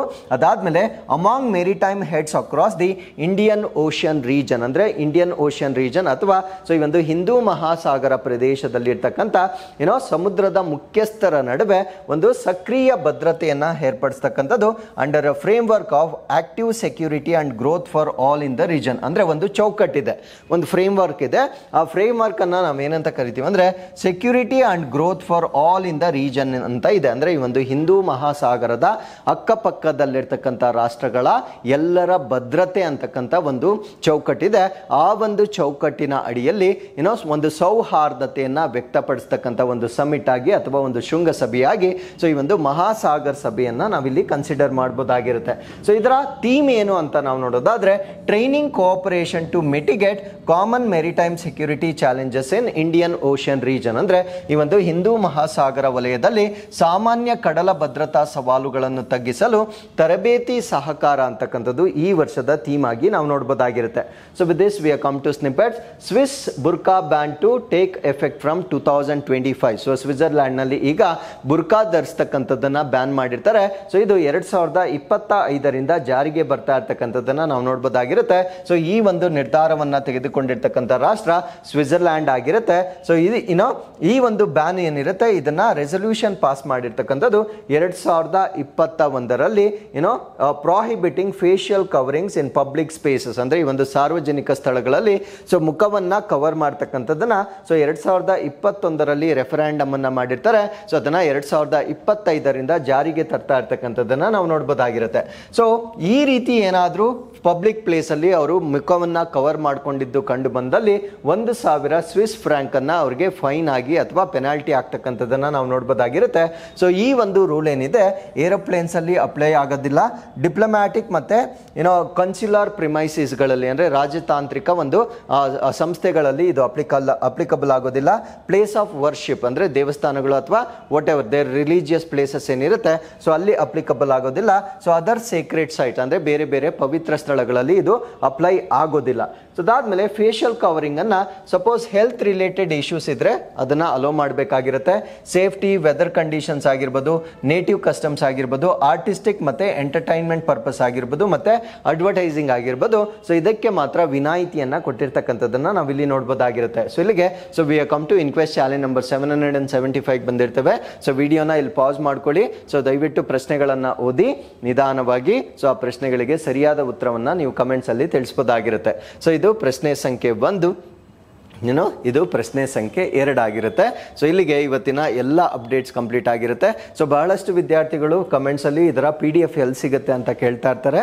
ಸೊ ಇದರ PDF ಅನ್ನ ನಾವು ನಮ್ಮ ಟೆಲಿಗ್ರಾಮ್ ಚಾನಲ್ ಅಲ್ಲಿ ಅಪ್ಲೋಡ್ ಮಾಡ್ತಾ ಇರ್ತೇವೆ. ಸೊ ದಯವಿಟ್ಟು ವಿಡಿಯೋ ಜೊತೆಗೆ ನೀವು PDF ಅನ್ನ ಯೂಸ್ ಮಾಡ್ಕೊಳ್ಳೋದ್ರಿಂದ ಸೊ ಇದಕ್ಕೆ ಸಂಬಂಧಪಟ್ಟಂತೆ ನಿಮಗೆ ಅವಶ್ಯಕತೆ ಇದ್ದಲ್ಲಿ ಶಾರ್ಟ್ ನೋಟ್ಸ್ ಅನ್ನ ಕೂಡ ಮಾಡ್ಕೊಳ್ಬಹುದಾಗಿರುತ್ತೆ. So with this I am concluding this session. Once again I will meet you tomorrow with tomorrow's updates. Till then take care. Bye bye.